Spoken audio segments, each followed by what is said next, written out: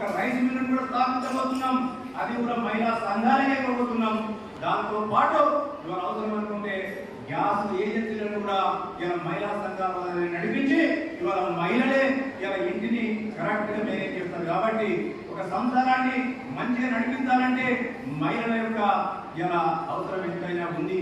వాళ్ళే ఒక నేర్పరితనంతో ఓర్పుతో సంసారాన్ని ముందుకు తీసుకెళ్తారు. కాబట్టి ఆ సంసారాన్ని నడిపించే బాధ్యత ఒక కుటుంబం బాగుపడితే ఊరు బాగుపడుతుంది, ఊరు బాగుపడితే ప్రాంతం బాగుపడుతుంది, ఈ ప్రాంతం బాగుపడితే దేశం బాగుపడుతున్న ఒక ఉద్దేశంతో యనుమల రేవంత్ రెడ్డి గారు ఏదైతే ఒక నిర్ణయం తీసుకున్నారో తల్లి సోనియా గాంధీ గారి ఆదేశాలతో ఆ నిర్ణయాన్ని ఇలా ఆచరిస్తూ ఇవాళ మేమందరం కూడా ప్రతి పథకం కూడా మహిళలకు కాబట్టి దయచేసి ఇవాళ మీరందరూ కూడా ఒకటి ఆలోచించాలి.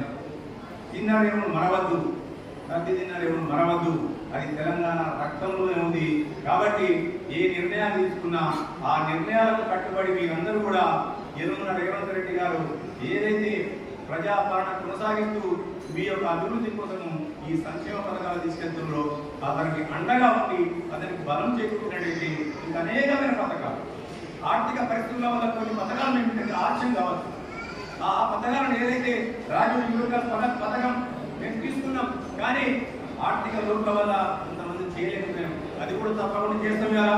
దాంతో పాటు మహిళలకు రావాల్సిన పెన్షన్ 3,000 నుంచి 4,000 పెంచాల్సి ఉంటుంది. దాన్ని కూడా చేస్తాం. ప్రతి మహిళకు 2,500 రూపాయలు వారి అకౌంట్లో వేస్తాం. వాటిని కూడా చేసే దిశగా మీరందరూ కూడా మాకు బలం చేకూర్చాలి. మీరు మాకు బలం ఇచ్చినప్పుడు తప్పకుండా ప్రతి పథకాన్ని కూడా ఎన్ని కష్టాలు ఎదురైనప్పటికీ కూడా మీకు ఇచ్చిన మాట ప్రకారం మాట తప్పకుండా మడమ తిప్పకుండా మీకు నెరవేర్చే దిశగా యనుమల రేవంత్ రెడ్డి గారి ప్రభుత్వం ముందుకు పోతుందని ఆశిస్తూ మరొకసారి లబ్ధిదారులందరూ కూడా హృదయపూర్వకంగా శుభాకాంక్షలు తెలియజేస్తూ మీకు ఈ రేషన్ కార్డు తీసుకున్న తర్వాత, ఎందుకంటే 2 నెలల తర్వాత వస్తాయి ఈ బియ్యం పుట్టాయి, ఎందుకంటే ఆల్రెడీ 3 నెలలు చేసింది.